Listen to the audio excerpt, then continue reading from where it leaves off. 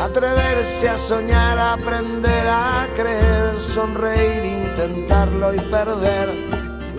Atreverse a reír, aprender a llorar, sonreír al partir, sonreír al llegar. Atreverse a saltar a pesar de... ¿Qué tal? ¿Cómo están? Sean todos bienvenidos a un programa en el que vamos a hacer un repaso de la actualidad política nacional, también internacional, y para ello me acompañan David Álvaro García, que es director de comunicación de Acento Asuntos Públicos. David, bienvenido. ¿Qué tal? Un placer estar aquí, como siempre. Bueno, yo veo que tú has cogido sitio. Eso es. No, tenemos alguna novedad, pero tu sitio no hay quien te lo mueva. Mi sitio no me lo mueve nadie. Yo creo que esta zona de aquí... A mí me gusta estar aquí, ya sabes, yo soy centrado, ¿no? Una posición centrada. Sí, la verdad pues tiene que sí. ser la mía, es la posición natural. Sí, pero no solamente las cuestiones políticas, sino también de la vida, lo cual Totalmente. Se agradece. Intenta, por lo menos. Bueno, pues tenemos a César Sinde, que está un poquitín más escorado, pero bueno, es cuestión de la separación que debemos mantener. Él es periodista, es un querido compañero, y yo quiero agradecerte, César, especialmente que te sumes a esta tertulia. Bienvenido. Muchísimas gracias, un placer estar aquí y gracias por la invitación. Bueno, pues tenemos temas interesantes para tratar en el día de hoy. Vamos a hablar mucho de economía y de impuestos porque andamos sumamente preocupados. Al final del programa, y lo he dejado para el final, vamos a hacer una reflexión sobre los resultados de las elecciones en Madrid y vamos a comenzar con esa ley aprobada llamada Ley Riders. Probablemente alguno de ustedes hayan solicitado en alguna ocasión, pues desde un medicamento a una comida y se lo llevan a casa, los populares Glovo, a casa o a su lugar de trabajo, Glovo, Deliveroo, Uber, en fin, muchísimos. Dicen que están maltratados, ¿no? Económicamente, y se ha aprobado una ley pues para intentar legislar y que tengan mejores condiciones. Nos encontramos aquí con algo peculiar, que quiero, David, que nos sitúes bien en el tema, y luego hablamos también a César para que nos dé su opinión, porque al parecer estos trabajadores prefieren seguir siendo autónomos. Eso es, aquí por poner en situación a la gente que nos está viendo, el Consejo de Ministros en estas semanas ha aprobado una nueva legislación que básicamente lo que decreta es que todo el personal que trabaja, lo que llama riders, que en el fondo son los clásicos repartidores, que esto hay que hacer otro matiz, que claro, tenemos que utilizar las palabras en castellano, me parece muy bien. Que es fundamental, tenemos un lenguaje muy amplio y muy bonito, y yo creo que hay que traducir las palabras. Se utiliza mucho el concepto del delivery para hablar de comida a domicilio, servicio de comida a domicilio, así que lo vamos a castellanizar todo. Sí. Y básicamente lo que decreta el Consejo de Ministros es que todos los trabajadores de estas plataformas digitales que prestan servicios de envío de comida a domicilio, es decir, el clásico ciclista que vemos con la mochila detrás o el clásico motorista que envía comida a domicilio, que sean personal laboral de las empresas y que no sean autónomos. ¿Cuál es la cuestión de esta? Por un lado hay una cosa que tiene sentido, que es adaptar la legislación laboral a los nuevos tiempos. Es cierto que la legislación laboral se tiene que ir acompasando a los cambios y la evolución de la propia sociedad, y desde luego que hay una cantidad de instrumentos y nuevas plataformas tecnológicas que crean puestos de trabajo. Pensemos en los youtubers, pensemos en un montón de profesiones que ya no digo hace 20 años, es que hace 5 años no existían y por lo tanto la legislación se debe adaptar, pero el problema es que se adapte de manera equivocada o de manera por lo menos sesgada. ¿Qué es lo que ha sucedido en este caso? ¿Y por qué digo sesgada? Pues bueno, porque en España se calcula que unos 30.000 personas que trabajan como repartidores de comida a domicilio, y más del 80%, esto según datos estadísticos de distintos informes, quieren ser autónomos. La gran mayoría son autónomos y lo que quieren es seguir siendo autónomos y no ser personal laboral, contratados, trabajadores de facto de las empresas que prestan este servicio. Pensemos en Glovo, en Deliveroo, en Uber Eats, porque en el fondo además eso vulnera un poco la propia filosofía de estas aplicaciones, que no dejan de ser intermediarios entre la persona que te lleva la comida a domicilio y el usuario final. ¿Cuál es la cuestión? Que en el mercado laboral actual, siendo autónomos, ellos tienen una posibilidad muy amplia de trabajar con distintas empresas dentro del mismo sector. Es decir, aunque veamos que un ciclista lleva la mochila de Glovo, no significa que esté prestando servicio en Glovo. Puede estar prestando un servicio en Uber Eats, puede estar haciéndolo en Stuart, en Deliveroo, en cualquier otra, porque tienen la posibilidad de trabajar para diversas empresas sin ningún tipo de penalización si no aceptan un pedido, con la posibilidad de elegir las franjas horarias en las que trabajan. Es decir, hay una casuística muy concreta y muy específica que dificulta que esta gente sea personal laboral. Y luego hay otro componente añadido, y es que trabajando como autónomos, y es otro dato estadístico avalado por distintos informes, de media un trabajador de servicio de comida a domicilio gana 1,4 veces el salario mínimo interprofesional. ¿Qué va a suceder si les laboralizan y son personal dependiente de la empresa? Pues que los sueldos van a bajar. El señor que lleva la comida a domicilio y que a lo mejor tiene una nómina de 1.000 euros mensuales o 1.100 euros, pues al final va a tener una nómina pues, de 700, 800 euros y además con lo que le supone a nivel fiscal de manera posterior. Por lo tanto, ellos lo que quieren es libertad. Y aquí hay una cuestión que llama mucho la atención, que es que en una ley laboral de estas características el gobierno haya omitido deliberadamente a los trabajadores que les afecta la ley. Digo yo que cuando vas a llevar a cabo una ley que afecta a un colectivo concreto, lo primero es escucharles. No se les ha escuchado. Por lo tanto, una cosa que es muy llamativa, que es que en muchos países de Europa se puede compatibilizar que sean personal laboral o que sean autónomos en base a lo que ellos prefieran, como sucede en Italia, en Francia, en otros muchos países. Aquí se les impone, en contra del propio criterio de los trabajadores, que sean personal laboral de la empresa. Esto como filosofía un poco del sinsentido de la ley. Y luego hay otra cosa que también es muy grave, que es un poco más técnica y que voy a intentar explicarlo para que todo el mundo lo entienda, que es preocupante y que da un poco síntomas de cómo actúa el gobierno actual que tenemos, que es en base a decretos ley. Decretos ley, más o menos, porque la gente no se entiende en su casa, es algo más complejo, pero es hago las cosas porque soy el gobierno y que nadie me discuta. Los decretos ley exigen dos circunstancias, que haya extrema necesidad y extrema urgencia. En este caso yo no sé si hay extrema necesidad, parece ser que los propios trabajadores te dicen que no, que ellos, virgencita, virgencita, que me quede como estoy, que no venga el gobierno a cambiarme la ley. Y la extrema urgencia, pues oye, parece que no, porque es que hace 2 meses la ministra de Trabajo dijo que iba a laboralizar y han pasado 2 meses hasta que ha ido a un Consejo de Ministros. Entonces, oiga, si usted lo que tiene es una extrema urgencia, no deje pasar 2 meses. Han estado 1 año de diálogo social, digo diálogo social y no negociación, porque no se ha negociado con el colectivo de afectados, que son los propios trabajadores, se ha negociado con los sindicatos, que los sindicatos con esa filosofía anquilosada y un poco de concepción obrera y proletaria, lo que quiere es que sean trabajadores en nómina de la empresa, y los trabajadores dicen, no, es que no queremos ser así. David, desde que el 1 de mayo vemos a los sindicatos manifestándose con los ministros, mira, hay algo que, no sé, como si fuera una frase, algo no concuerda en género o en número o en algo no concuerda. Totalmente, entonces claro, uno se pregunta por qué el gobierno tramita una cosa que no tiene ni extrema necesidad ni extrema urgencia como decreto ley, porque va a ser, que la gente lo sepa, la primera ley laboral en este país en democracia, la primera ley laboral en este país en democracia, y lo digo otra vez, que no pase una tramitación parlamentaria como proyecto de ley, sino que vaya directamente al Congreso de los Diputados para que se convalide y entre en vigor, sin debate parlamentario, sin que los grupos de la oposición puedan introducir sus matices, sus condicionantes, sin que tan siquiera se escuche la voz de los propios trabajadores que operan en este tipo de plataformas digitales. Yo creo que es una legislación que escuchábamos a la ministra decir palabras tan gruesas como Biden en Estados Unidos ha escuchado el mensaje y va a copiar el modelo de España. Hombre, yo creo que hay que ser un poco menos pretencioso. Biden posiblemente no sepa ni quién es Yolanda Díaz, ministra de Trabajo del Gobierno de España. Y si acaso cuando descubra que es comunista y que lo que está es legislando en contra de los criterios de los propios trabajadores, pues a lo mejor copiarlo no lo copia.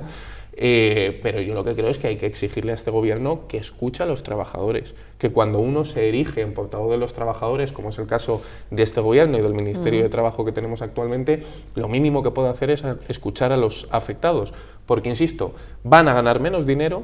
Y luego hay otra cuestión de fondo, y es que la alternativa es que este tipo de empresas vayan a un modelo de subcontrata, nunca van a pertenecer como empleados de estas empresas, básicamente porque viola la filosofía con la que nacieron estas aplicaciones móviles.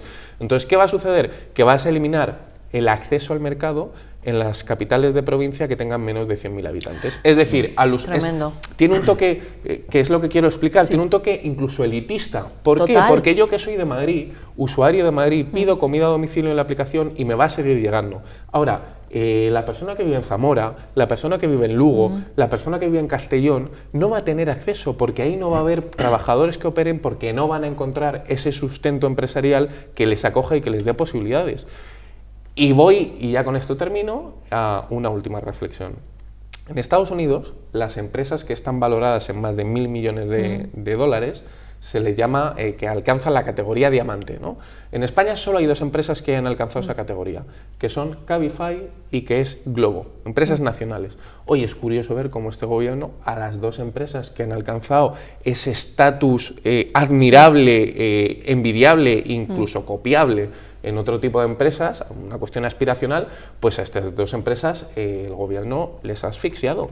A una dificultando su viabilidad de negocio, como es Cabify, con el transporte de viajeros, y a la otra, como es Glovo, imposibilitando que tengan trabajadores que trabajen de manera autónoma como ellos mismos demandan. Por lo tanto, es una cosa que no puedo entender. A ver, pues fíjate, la ley Riders, es decir, repartidores, todas las reflexiones que nos ha puesto sobre la mesa ahora mismo David, yo en estos días, no sé si los espectadores miran mucho las redes sociales o no, pero una de las cosas que más me ha sobresaltado ha sido leer un mensaje o un tuit de la ministra de Trabajo en Twitter, que ya para empezar sorprende que desde un ministerio y una ministra se manifieste perpleja y utilice términos como que hay que mejorar la empatía para que las grandes empresas que no despidan a trabajadores.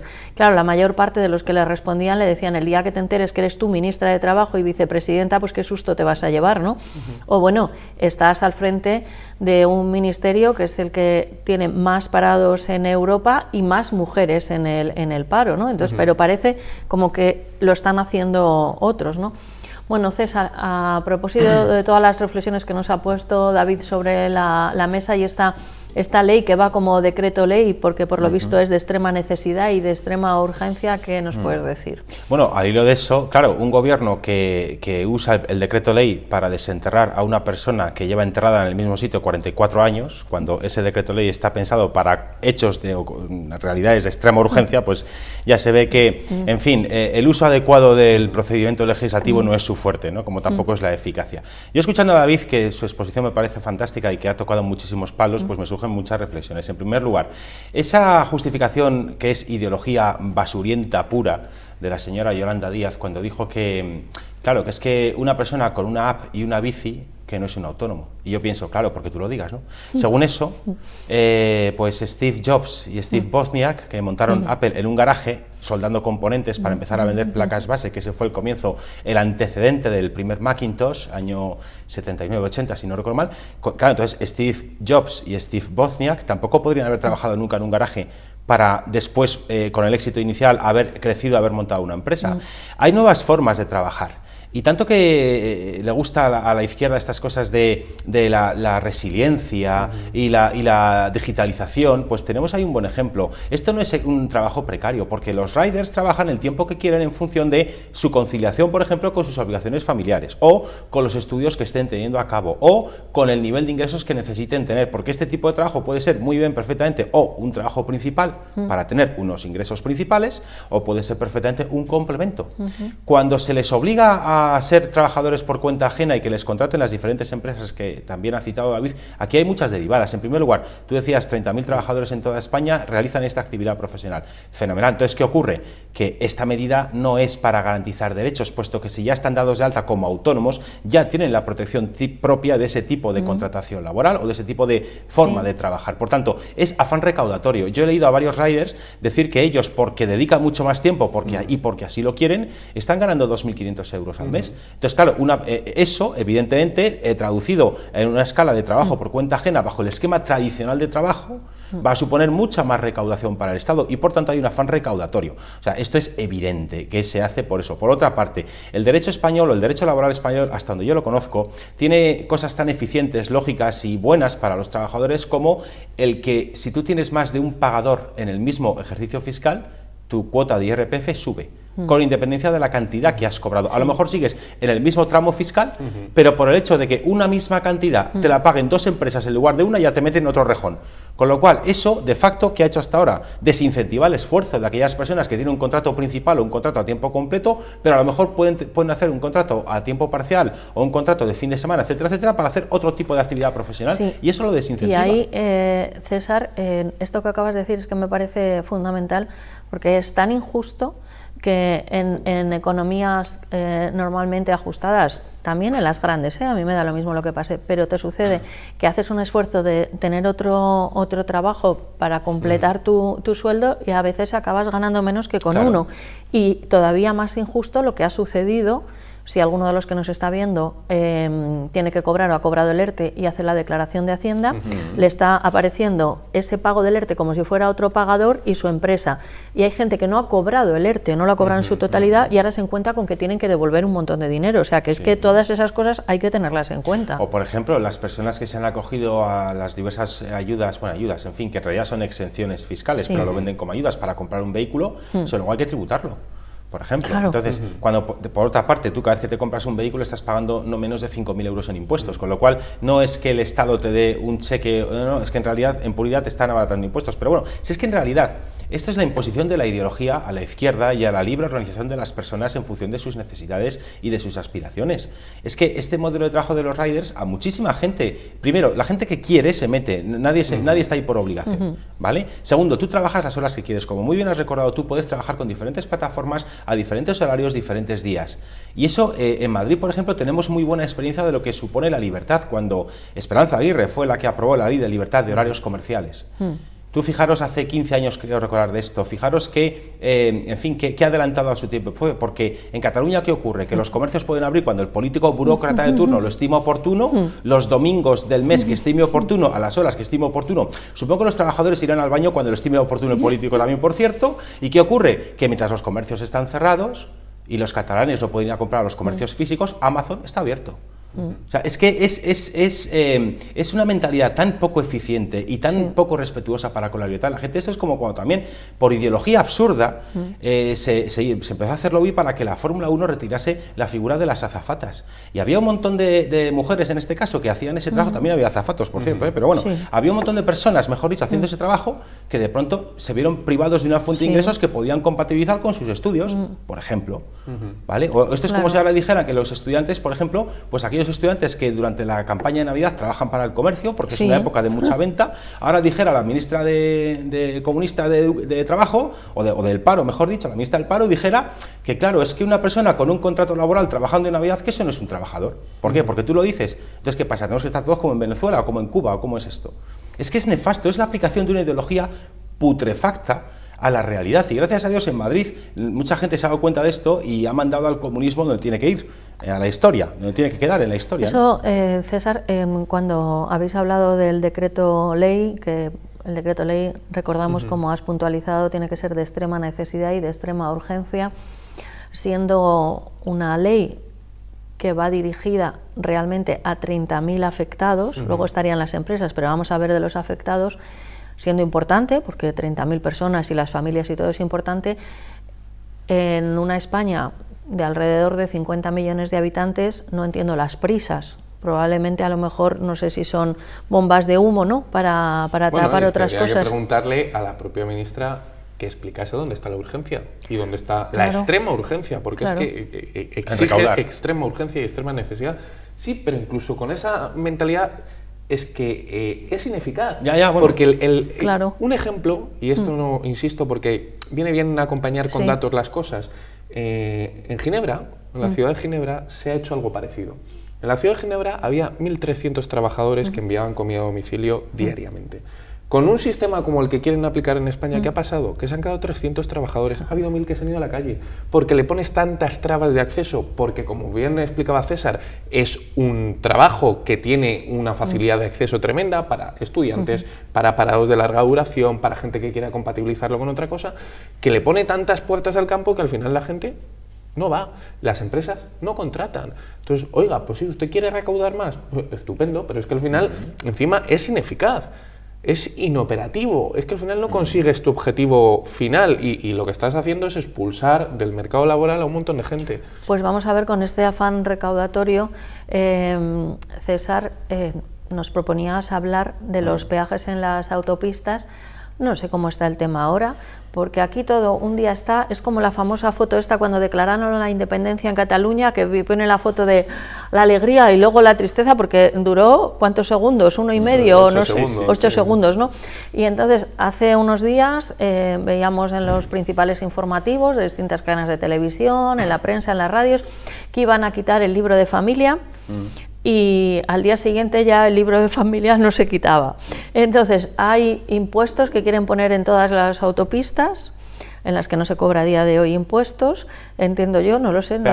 Peajes, peajes, pero luego dicen que no, luego dicen que sí, y yo realmente cuando he visto los precios que dicen que van a cobrar, no me lo creo, porque yo voy Madrid, Asturias, por ejemplo, Madrid-Oviedo, y los dos peajes más o menos son 26 euros. Y de repente veía que dicen que Madrid-Coruña, por ejemplo, ibas a pagar 4 euros, no me creo que sea tan poco, no sé por qué tenemos que pagar. En fin, César, que estoy hecha un lío, a ver qué nos puedes aclarar.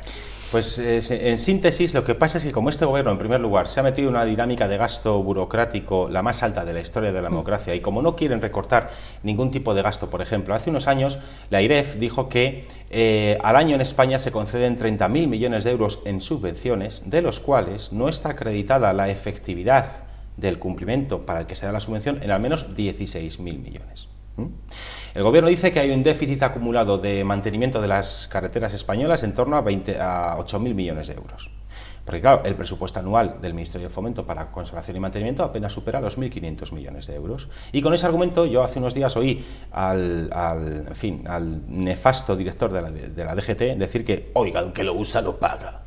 Así, sí, con esa chulería. El que lo usa, ¿verdad?, lo paga, sí. Sí, entonces, oiga, pues según eso, oiga, yo, porque tengo pánico a volar, he cogido un avión 4 veces en mi vida y espero no coger aviones en mucho más tiempo porque solamente tengo pánico. Entonces, ¿esto yo, como es no verdad uso los o es un ejemplo? Es verdad, es mi ejemplo, ¿vale? Porque yo procuro no coger aviones porque le tengo pánico a volar, ¿vale? Sí. Entonces, oiga, pues entonces yo, como no cojo aviones, ¿yo por qué tengo que pagar los aeropuertos de AENA que son deficitarios con los impuestos? Claro. Según eso, ¿no? Si vamos al el que lo usa lo paga, yo no tengo hijos, entonces ¿sería legítimo plantear que me descuenten de mis impuestos lo que cuesta la educación? Porque yo no tengo hijos, entonces, ¿no? Bueno, y entonces una educación pública habría que pagarla también. Claro, entonces según eso, claro, es que ellos... que las pagamos por los impuestos todos, pero... Claro, a eso voy ahora. Me he traído los datos de recaudación de impuestos esquilmados a los conductores para que se vea que es falso, que es que los conductores ya hemos pagado 10, 15, 20, incluso 30 veces más del mantenimiento, de lo que se gasta en mantenimiento anual de las carreteras, que son 1.000 millones. En 2009, último año completo con ya los datos de contabilidad nacional cerrados, pagamos exactamente 31.833 millones de euros los 27 millones de conductores que hay en España.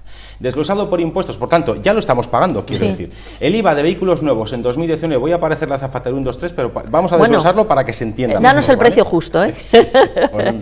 Entonces, el IVA de vehículos nuevos en 2019 fueron 5.499 millones de euros. El impuesto de matriculación fueron 616 millones de euros. El IVA a los combustibles, 7.500 millones de euros. El impuesto especial de hidrocarburos fueron nada menos que 14.000 millones de euros. Un impuesto que está desglosado en dos tramos, el tramo nacional y el tramo autonómico. Por tanto, de facto, ya es una doble fiscalidad encubierta.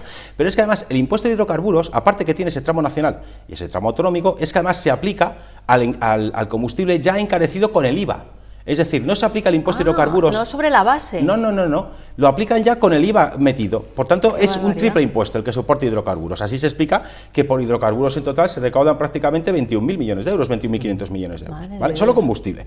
Pero es que luego hay otro bonito impuesto que se llama, conocido popularmente, el impuesto de circulación municipal, que en politiqués se llama esto impuesto especial de vehículos de tracción mecánica, y que su recaudación en 2019 en los 8.000 y pico ayuntamientos que hay en España supuso 2.925 millones de euros este impuesto. Y luego además los parquímetros, por supuesto, tú pagas al ayuntamiento por circular, pero luego pagas por aparcar, ya es un doble impuesto, pero bueno. Luego también tenemos el bonito impuesto de transmisiones patrimoniales para los vehículos usados, que fueron 332 millones de euros. El IVA aplicable a los vehículos usados, a la compraventa de vehículos usados, que fueron 160 millones de euros. La tasa de matriculación, ya pagas un impuesto de matriculación si tu coche emite más de 120 gramos de CO2 por kilómetro, y además de eso luego pagas una tasa de matriculación, que es la excusa que te pone la DGT para ponerte la placa de matrícula. Bueno, pues por placas de matrícula, para entendernos, la tasa de matriculación fueron 146 millones en 2019. El permiso de circulación, que es uno de los papeles que te expide la DGT para tu coche... ¿Todavía quedan más impuestos? Sí, todavía quedan más. Me quedan 3 más. El permiso de circulación, que es el papelito verde que te pone la DGT para... No, el Ministerio de Industria. El permiso de circulación, 58 millones. La tasa por cambio de titularidad de vehículos usados, 196 millones. Y un bonito capítulo que he buscado yo, ¿vale? Porque también es, como no se sabe dónde va ese dinero, yo ya lo considero un impuesto, porque los presupuestos generales del Estado, todos los años, el Estado ya sabe las multas que va a imponer, por tanto ya es un impuesto de facto. Entonces, las multas de la DGT de 2019 fueron 374 millones de euros. En total, en 2019, para ser exactos, contando con las multas de la DGT, 374 millones de euros, pagamos los conductores, los 27 millones de conductores que hay en España, pagamos 31.833 millones de euros. Madre mía. Señor Navarro, o que lo usa ya lo ha pagado. Madre mía, pero Claro. estoy asustada, César, vivía más feliz antes de que nos dijeras todos esos impuestos. Una Así es es. consciente de que paga muchos impuestos, pero tanto, qué barbaridad, ¿no, David? Totalmente, mira, yo según escuchaba a César me venía a la cabeza una frase de Juan Carlos Monedero hace unos días que decía: no entiendo cómo puede haber gente tan estúpida que cobre 900 euros al mes y vote Isabel Díaz Ayuso. Pues para no pagar peajes. Y esto Claro. lo digo porque al final hay un problema ideológico, como bien apunta César, de aquellos que se creen portavoces y defensores de las clases más desfavorecidas, de los trabajadores, de esa idea, como decía, tan antigua de los obreros, ¿no? Pero oye, es que al final sistemáticamente todas las políticas que aplican acaban perjudicando a este tipo de estratos sociales, porque al final el que tenga una nómina muy alta, que le pongan un peaje de 5 euros o de 25 de Madrid a Galicia, le da exactamente igual. A quien perjudica, a quien penaliza y a quien de verdad lastra es a las familias de clase media, de clase baja, que tienen Claro. dificultades para los llegar a fin de mes, transportistas. a los transportistas, a la gente que está desempleada, a la gente mayor, a esa gente es a la que esquilman y a esa gente es a la que están perjudicando. Entonces, hay una especie como de incoherencia ideológica de erigirse en defensor absoluto de las causas desfavorecidas y de todo aquel que necesita el abrazo del Estado para vivir mejor, y luego, cuando te das la vuelta, te dan el hachazo. Entonces, Claro. uno no acaba de entender este tipo de políticas. Y luego otra cosa que me llama poderosamente la atención es escuchar a la ministra de Economía decir que la frase literal esta semana ha sido que las economías más punteras de Europa cobran por el uso de las cosas. Y me lleva al debate que planteaba César al principio. Entonces, ¿eso es extensible solo a fomento, solo a las autopistas? ¿O me vale para sanidad? ¿O me vale para pensiones? ¿O me vale porque luego no plantees un sistema diferente de mochila austríaca en el sistema de pensiones? No plantees cualquier otra cosa porque el sistema es el que es. ¿Me vale para la educación? ¿Me vale para las políticas sociales? Esto de me vale para unas cosas sí, para otras no, tiene un poco de incoherencia. Y ya no eso, por ejemplo, y además de eso, por ejemplo, los puertos de titularidad del Estado, yo no he cogido un barco en mi vida. Entonces, ¿yo por qué tengo que pagarlo? Es que si vamos a ver eso, los Claro. conductores ya lo hemos pagado. ¿Vale? Porque Claro. ya he hecho el desglose de fiscalidad que soportamos los Ya conductores. nos has Os puesto he amargado la delante tarde, sí, Lo- la clara realidad. Pues nadie conducirá igual a partir de ahora Claro. cuando se monte en el coche. Claro, entonces... Yo solo pensaba en las multas. No, claro, pero bueno, es que eso, un día sí que hacemos un especial sobre Sí, las por multas, que favor. eso tiene su miga, ¿no? Sí, Pero porque tengo mucha experiencia. César, he hecho ya 2 cursos de recuperación de puntos. Puedo hablar mucho al que no respecto. sirven para nada, pero bueno, No. para recaudar eso sí, pero poco Sí, más. hombre, Pero y sí, en es fin. que ese es el problema, es decir, los conductores, oiga, que ya lo hemos pagado, porque yo cuando digo, es que el mantenimiento de las carreteras no puede ser con cargo a los presupuestos generales del Estado, y lo dicen como si los conductores no hubiéramos aportado nada en impuestos. Entonces, ¿dónde van los 31.833 millones de euros que pagamos en impuestos? Porque a lo mejor digo yo que si nos cargamos el Ministerio de Igualdad, que es un presupuesto de 410 millones de euros, pues hombre, ya tenemos 410 millones para carreteras. Si además nos cargamos el Ministerio de Comunismo, del Ministerio de Consumo del señor Garzón, ¿verdad? Ya tenemos otros No sé por 300 qué te has millones. confundido. ¿Por qué será, verdad? Sí, estas cosas, ¿no? Si nos cargamos todos los ministerios ideológicos, mejor dicho, que tiene este desgobierno, a lo mejor, oye, podríamos sacar perfectamente 1.000 milloncitos más para mantenimiento de carreteras. Pero es que, claro, la tarificación que están barajando está dicen, porque esto es así, esto es como cuando la metáfora está de cómo hervir una rana sin que se entere. Claro, si echas a la rana en agua hirviendo va a saltar y se va a escaldar, pero se va. Si la pones en agua fría y lo vas calentando poquito a poco, la rana no se entera y se está cociendo viva. Pues esto es lo mismo. Quieren empezar imponiendo un peaje de 1 céntimo de euro por kilómetro, Claro. ¿vale? Pero claro, una vez que ya esté implementado el sistema de unos arcos por los que pasan los coches, llevas en tu vehículo un dispositivo que te tarifica la distancia que recorres y te lo cargan directamente en cuenta, como en Portugal, ¿vale? ¿vale? Entonces, una vez que ya esté implementado este sistema, que se necesitarían unos 3 años para implementarlo en toda la red de alta capacidad de autovías y autopistas, una vez implementado, al año siguiente pueden ser 2 céntimos, al año siguiente pueden ser 3 céntimos, porque como los impuestos nunca bajan sino cuando vienen a la izquierda, sino que siempre suben. De hecho, ¿qué ocurre? En realidad, la tarifa a la que van a querer llegar no es 1 céntimo de euro por kilómetro, son 5 céntimos de euros por kilómetro, ¿vale? Y con esa tarifa, ¿qué ocurre? Que una persona que haga 5.000 kilómetros al año va a pagar solo de peajes, al margen de todos los impuestos que ya he relatado antes, 250 euros al año en peajes. Una persona que haga 10.000 kilómetros pagaría 500 euros en peajes. Una persona que haga 20.000 kilómetros al año pagaría 1.000 euros, quien haga 35.000 pagaría 1.750 y finalmente una persona que haga 40.000 kilómetros al año con su coche porque sea comercial y tenga que desplazarse para vender productos y servicios a clientes que estén geográficamente distantes, con 40.000 kilómetros al año se pagarían 2.000 euros. Pero si vamos, por ejemplo, a la Comunidad de Madrid, yo me he cogido algunos ejemplos de desplazamientos en función de los municipios que más coches emiten diariamente a Madrid. Sí. Hay una circunstancia en Madrid concreta, que es que tenemos una gran movilidad de los 178 municipios restantes de la comunidad hacia Madrid, que sería el número 179. Y, por ejemplo, desde Collado Villalba a Madrid hay una distancia total de 84 kilómetros. Eso supone, con un coste ida y vuelta, ¿no? Ida y vuelta, total, claro, el trayecto de ida y vuelta para la gente que va a trabajar en coche. Eso supone, a 5 céntimos de peaje por kilómetro, supone 4,2 euros de peaje al día. Supone 21 euros de peaje a la semana, o 84 euros al mes de peaje, o 1.008 euros de peaje anual. Una persona que viva en Tres Cantos y que vaya a Madrid son 68 kilómetros, ida y vuelta, serían 3,4 euros diarios de peaje, 17 a la semana, 68 al mes, 816 al año. Y si nos vamos a los municipios de la zona sur, los municipios de clase más trabajadora, que tanto presuntamente le preocupan a la izquierda, pues una persona que viva en Móstoles, que hace 62 kilómetros ida y vuelta para ir a trabajar, paga 3,1 euros al día, 15 a la semana, 62 al mes, 744 euros al año, solo de peajes. Una persona que viva en Leganés, que no es un barrio como La Moraleja de mansiones, ¿verdad?, como todo el mundo sabe, sino que es un municipio de clase trabajadora, 42 kilómetros totales, 2,1 euros al día, 10 a la semana, 42 al mes, 504 al año. De Fuenlabrada a Madrid, 68 kilómetros, 3,4 euros de peaje diarios, 17 a la semana, 68 al mes, 816 al año. De Alcorcón a Madrid, 48 kilómetros de distancia total, serían 2,4 euros de peaje diario, 12 a la semana, 48 al mes, 576 euros de peaje al año. Y ya por último, para hacernos otra idea, de San Sebastián de los Reyes a Madrid, que son ida y vuelta 54 kilómetros, 2,7 euros de peaje diarios, 13 a la semana, 54 al mes y 648 euros anuales de peaje. Además de que cuando repostamos combustible, de cada euro de combustible que repostamos, prácticamente 52 céntimos son impuestos. Además de, a mí me llega, ahora en mayo ya estoy en periodo de pago voluntario del impuesto de circulación de mi coche y tengo que pagar 120 euros de impuesto de circulación, en mi caso concreto, ¿vale? Entonces, ¿qué decir? Que es que ya pagamos impuestos, por tanto, no me vengan ustedes con la mandanga del que el que lo usa lo paga, porque los conductores ya lo hemos pagado. Y el último dato que ha salido es que la Asociación de Constructores Europeos Automóviles sacaba un informe ayer que decía que, por término medio, cada coche en España paga 1.039 euros en impuestos al año, por término medio.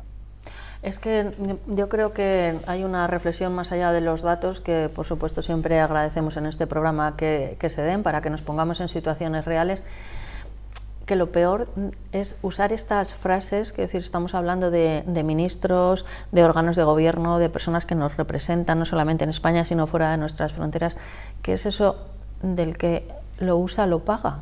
O responsables, quiero decir, a una alta, se supone que cualificación, me parece como una pelea de patio. ¿Niñera de Montero, quizá? Ah, no, perdón, que eso lo paga con nuestro dinero, vale, perdón. Entonces, a mí me parece que es como de patio de colegio, ¿no? Como Chincha Raviña, cantábamos nosotros, totalmente. No sé qué, de una piña, ya no me recuerdo bien, es una cosa que descoloca. Y luego, sobre todo, que nos mientan, ¿no? Que digamos, no, es que claro, los que lo están usando lo pagan, pero hemos visto que, por ejemplo, los que vivimos fuera de Madrid, que no estamos en el centro de Madrid, que venimos a trabajar, pues una media entre 500.000 euros, alguna posibilidad de alguno que esté en los límites de la comunidad, que se irá a 1.300 o 1.400 euros, que es un dinero. Mira, a mí me ha venido ahora mismo a la mente que igual tú destinas pues para alquilar un apartamento, irte unos días, unas vacaciones, un poquito de alguna cosa, o sea, es que te van a quitar de donde no hay.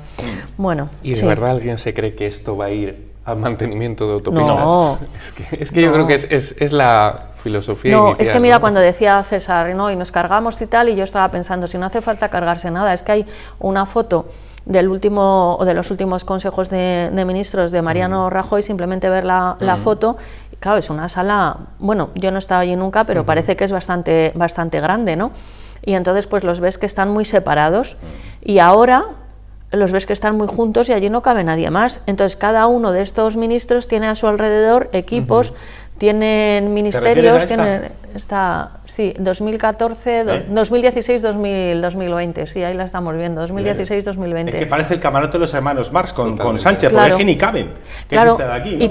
y todo lo que cada uno de esos conlleva, porque son despachos, son otro personal, en fin. Sí. Bueno, vamos a hablar de LGTBI, del colectivo. España es uno de los países donde más se respetan los derechos. Y bueno, ya sabes que yo siempre saco el tema cubano, que ahora con este himno que es Patria y Vida, del que hemos hablado, y que bueno, pues parece que se está moviendo algo allí, pero son 62 años de dictadura, una dictadura realmente homófoba, donde se han encerrado y se encierran a los homosexuales en psiquiátricos, en fin, unas barbaridades tremendas.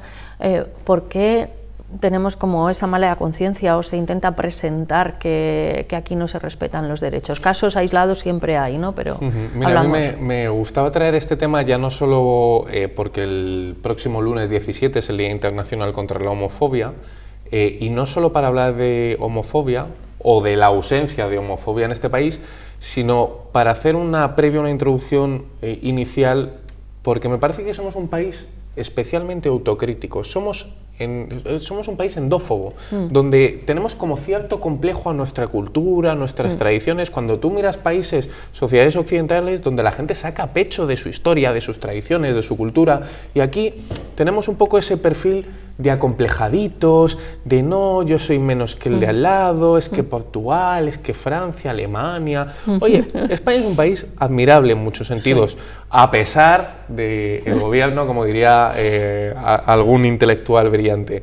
A pesar del gobierno, somos un país admirable, y somos un país que encabeza los rankings de solidaridad en todos los sectores. Da igual que hablemos de trasplantes de órganos, da igual que hablemos de tolerancia social o de inclusión y de aceptación de inmigrantes, de colectivo LGTBI, porque aquí, cuando uno, insisto, mira los datos, se da cuenta de cosas muy llamativas. Tú sabes que a mí me gusta mucho decir que, oye, que hay que sacar pecho de que España es una de las 20 democracias plenas del mundo, de 196 naciones que hay en el mundo. Ya está bien. Selecto club de 20 y ahí está España.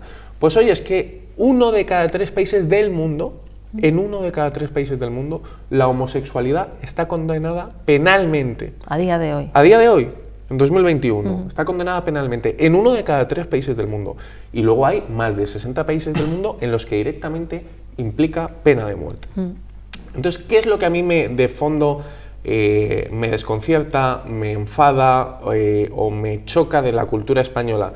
Pues que los que siempre sacan la bandera de la tolerancia, los que siempre encabezan las manifestaciones de igualdad LGTBI, los que siempre defienden los ideales de los desfavorecidos, como estábamos hablando, suelen ser ideologías que a la vez llevan, pues a lo mejor una camiseta del Che Guevara, que era un tipo que directamente decía que había que asesinar y que le gustaba el olor de la pólvora en su mano cuando asesinaba a negros, homosexuales o directamente a cualquiera que pensase distinto a él. Son aquellos que se financian de manera directa o indirecta a sus formaciones políticas con dinero de países como Irán, donde cogen grúas y directamente cuelgan a los homosexuales para que además todo el mundo lo vea y lleve el castigo social de que eres homosexual, de que eso es una condena y un aviso a navegantes de todo el que sea homosexual va a acabar como el que hemos colgado en una grúa. Y esa doble moral, esa incoherencia política, incluso yo creo que humanitaria, ¿no? Porque es una cuestión de humanismo, de humanidad pura y dura, pues no es penalizada en este país.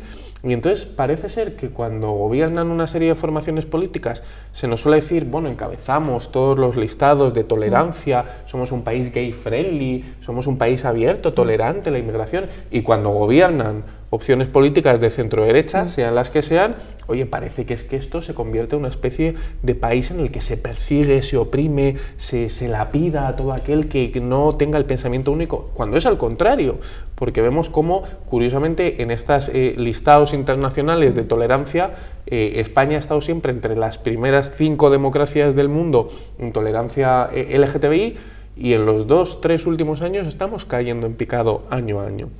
Y estamos cayendo porque hay un gobierno que considera, en esa idea de colectivizar a la gente, donde no puede haber individuos, sino que lo que hay es colectivos, pues un colectivo LGTBI que, como es suyo y está adueñado de él y es de su propiedad, pues no tiene que hacer nada. Y por lo tanto, ni políticas sociales, ni políticas de educación, ni políticas de concienciación, esto ya son míos, no tengo que hacer nada. Y de ahí que vayamos cayendo en los últimos 3 años hasta posiciones que nos dejan un poco en mal lugar, teniendo en cuenta de dónde venimos.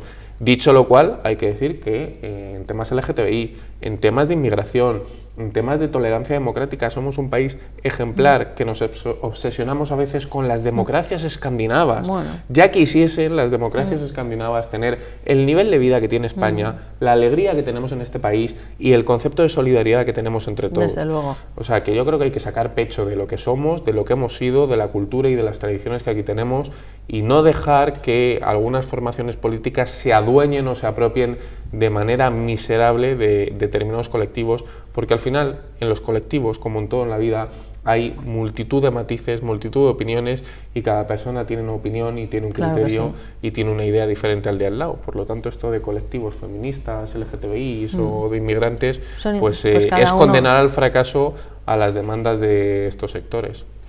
César. Thomas Sowell decía que no hay negocio más lucrativo que luchar por derechos que ya se tienen en nombre de opresiones que no existen y con el dinero de esos a los que se tacha de opresores. Es que quería leerlo literal porque la cita me parece magistral, no quería cambiarle ni una coma, ¿verdad?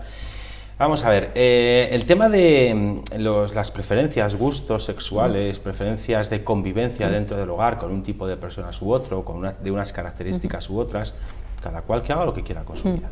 Lo que pasa es que con este tema, como con muchos otros, la izquierda ha encontrado una excusa, una coartada para implementar otro tipo de cosas asociadas a la defensa de un principio con el que todos en nuestro sano juicio estamos de acuerdo, que es que no se puede discriminar a ninguna persona por ningún motivo. Claro. Y cuando tú educas a los niños, por ejemplo, en que hay que respetar a todas las personas con independencia de cualquier factor, no hace falta que eduques a los niños en respetar a las personas que vengan de fuera de España, no hace falta que eduques a los niños en respetar a las personas que tengan un tono de piel distinto al tuyo, no hace falta que eduques a los niños en respetar a otros niños que sean de una clase económica diferente a la tuya, no hace es decir, no hace falta educar en el respeto por colectivos. Claro. Lo que pasa es que ellos quieren esa visión no para promover el sano principio y el necesario principio del respeto a las personas con independencia de todo lo demás.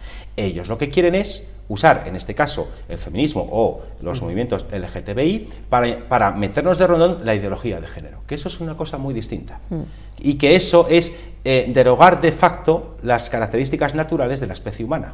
La ideología de género, en síntesis, lo que dice es niega las naturales diferencias entre hombres y mujeres y lo reduce todo a un constructo social o de educación o del heteropatriarcado, como llaman ellos.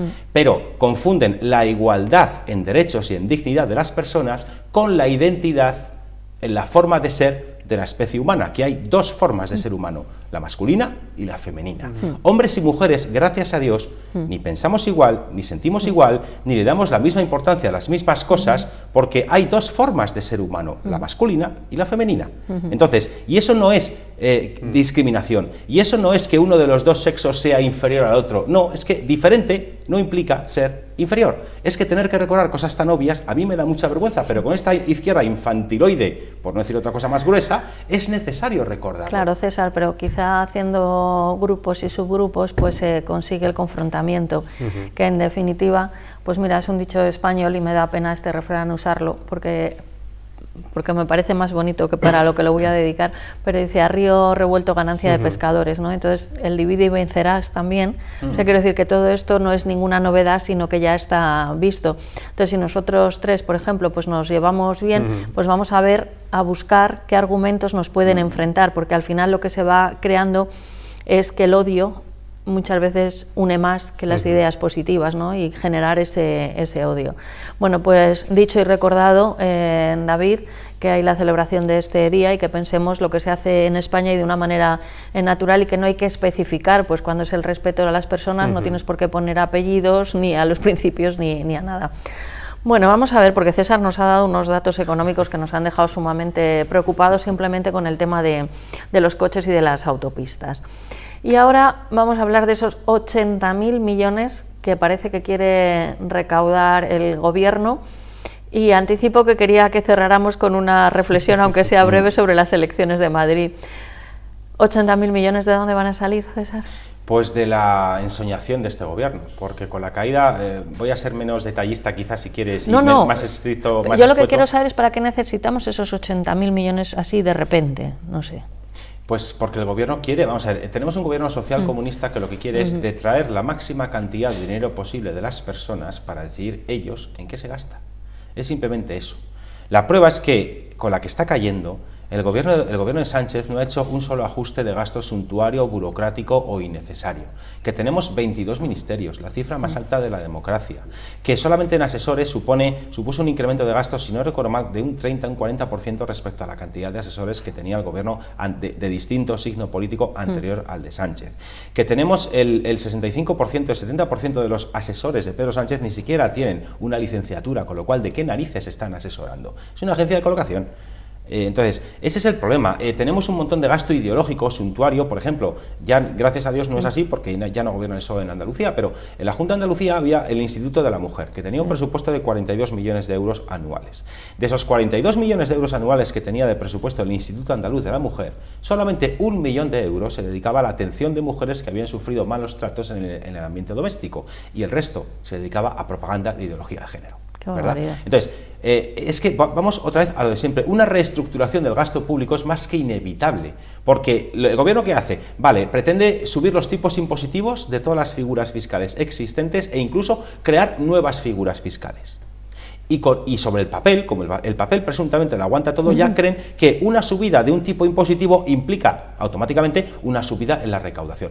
Pero, ¿y qué pasa si la actividad económica se desploma? Claro. No vas a recaudar. El primer mes de este año, volviendo al tema de automóvil, el primer mes de este año subió el impuesto de matriculación. Pues el Estado, con la subida del impuesto de matriculación en el mes de enero, recaudó 160 millones de euros menos por impuesto de matriculación que en el año anterior de 2020, que no había pandemia, ¿vale? Entonces, tiene mérito, ¿verdad? Entonces, claro, tú subes el impuesto, desincentivas la actividad económica, y no solamente es que recaudes menos porque desincentivas la actividad económica, es que hay mucha más gente que se va al paro. Por tanto, es gente que deja de cotizar, deja de ser sujeto activo, presupuestariamente hablando, y pasa a ser un sujeto pasivo al que tienes que darle una prestación por desempleo, si es que tiene derecho a eso, por cierto, porque hay casos que no lo tienen. Por tanto, esos 80.000 millones que pretende recaudar el gobierno de Sánchez es un canto al sol, es un brindis al sol. Van a subir todos los tipos impositivos, van a intentar perpetrar un hachazo fiscal, pero luego la recaudación va a caer a plomo y no se van a conseguir. Y el problema que tienen los presupuestos del Estado es que el Estado es el único agente económico que, en función de lo que quiere gastar, decide lo que quiere ingresar. En el sector privado lo hacemos al revés. Nosotros en el sector privado sabemos lo que ingresamos y en función de eso gastamos. Como en cualquier casa. Pues claro, pero el Estado no. El Estado lo que hace es lo contrario. Como yo quiero gastar X, voy a decretar que voy a ingresar Y. Oiga, ¿y si luego la recaudación cae? Claro, pero entonces es una manera de engañarse y de engañarnos a todos, aparte de pegarnos un rejón, porque eso es como si yo sé que todos los meses vamos a poner cuento con 100 euros y de repente digo, ay no, desde el mes que viene voy a contar con 1000, porque resulta que ahora voy a hacer este trabajo, este otro trabajo y tal, pero si esos trabajos no vienen, voy a seguir contando con los 100 o con ninguno, porque igual me despisto y no cuento con ninguno, ¿no? Claro. Y luego además, con la particularidad de que en muchas ocasiones, bueno, mejor dicho, siempre que se aplican estas políticas, ¿qué ocurre? Tú subes los tipos impositivos, creas nuevas figuras fiscales y pretendes ingresar una cantidad X que das por segura, y en función de eso empiezas a gastar. Como el dinero no llega, empiezas a emitir deuda. Y al final, ¿qué ocurre? Cubres ese aumento de gasto que has presupuestado vía deuda, no vía ingresos reales, y la deuda se dispara. Una de las cosas que está intentando perpetrar el gobierno, que ya me parece infame para un país que tenemos uno de los principales sectores de la economía española, que es el turismo, es perpetrar la tasa de, si no recuerdo mal, de 42 euros por billete de avión, con la peregrina excusa de que los aviones contaminan.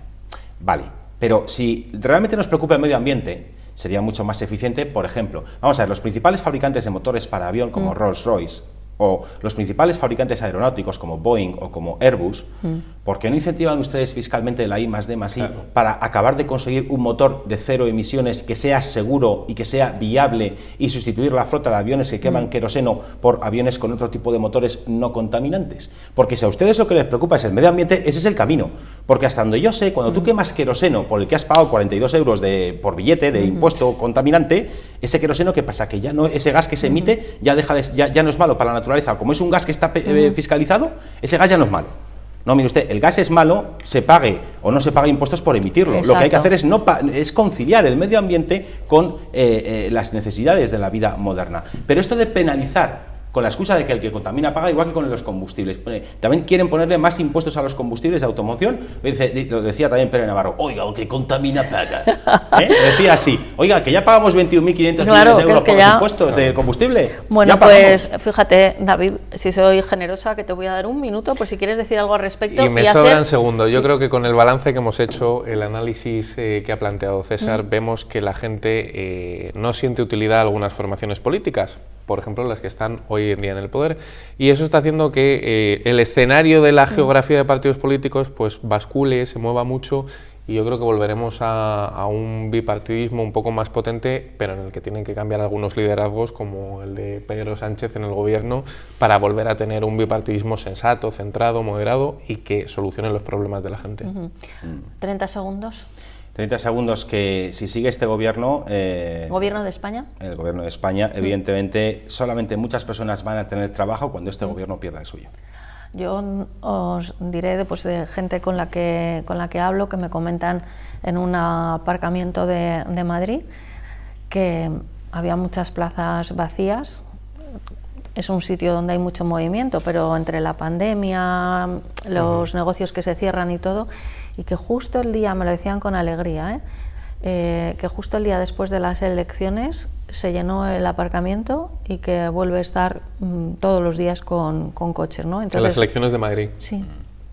Sí, me parece un dato que no será científico, no especifico el parking porque no me da la gana especificarlo, pero si quieren que lo diga, que me pregunten, porque además es de un negocio concreto, que es un patrocinador de esta casa, y a mí me ha dado mucha alegría verles felices a ellos, la verdad.